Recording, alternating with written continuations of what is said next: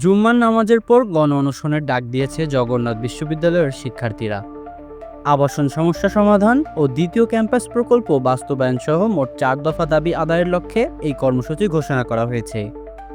গত কয়েকদিন ধরেই 4 দফা দাবিতে লাগাতার আন্দোলনে রয়েছে বিশ্ববিদ্যালয়টির শিক্ষার্থীরা। বৃহস্পতিবারও তারা কাকরাইল মসজিদের সামনে অবস্থান নেন। পাশাপাশি দাবি আদায় না হওয়া পর্যন্ত বিশ্ববিদ্যালয়ের কার্যক্রম বন্ধ রাখার ঘোষণা দেন আন্দোলনকারীরা। শুক্রবারও আন্দোলন অব্যাহত থাকবে বলে জানিয়েছে তারা। শিক্ষার্থীদের এই কর্মসূচিতে একাত্মতা প্রকাশ করে অংশ নেবেন বিশ্ববিদ্যালয়ের শিক্ষকরা।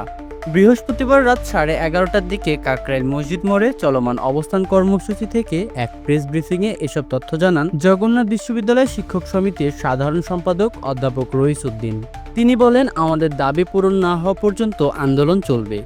আগামীকাল শুক্রবার সাবেক ও বর্তমান শিক্ষার্থী এবং শিক্ষকরা একত্রিত হয়ে সমাবেশ করবেন। বাদ জুমা থেকে শুরু হবে গণ অনশন কর্মসূচি। আমরা পুরা জগন্নাথ বিশ্ববিদ্যালয় পরিবার আমরা ঐক্যমতে পৌঁছেছি। হয় দাবি আদায় হবে, নতুবা আমরা এখান থেকে আমাদের স্থান ত্যাগ করব না, আমাদের মৃত্যু হবে।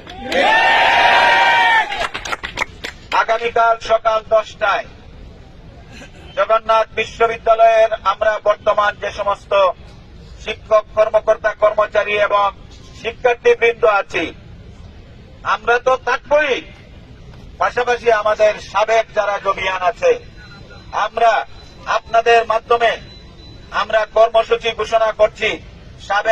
সাবেক এবং বর্তমানদের সমাবেশ হবে সকাল 10টায়।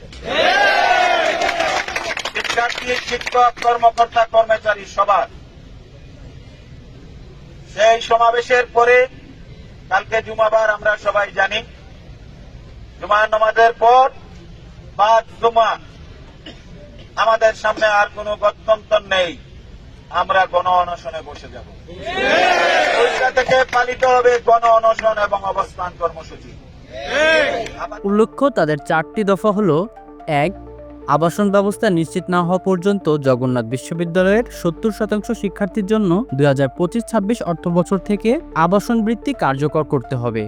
2. জগন্নাথ বিশ্ববিদ্যালয়ের 2025-26 অর্থবছরের জন্য প্রস্তাবিত পূর্ণাঙ্গ বাজেট কাটছাঁট না করেই অনুমোদন করতে হবে। 3. জগন্নাথ বিশ্ববিদ্যালয়ের 3য় ক্যাম্পাসের কাজ পরবর্তী এক সভায় অনুমোদন করে অগ্রাধিকার প্রকল্পের আওতায় বাস্তবায়ন করতে হবে। 4. শিক্ষার্থীদের ওপর আক্রমণ করা পুলিশের বিচার করা। এবাদুর রহমান নয়ন, মানবিক বাংলাদেশ। মন্দির সকাল তলে কত প্রাণ হলো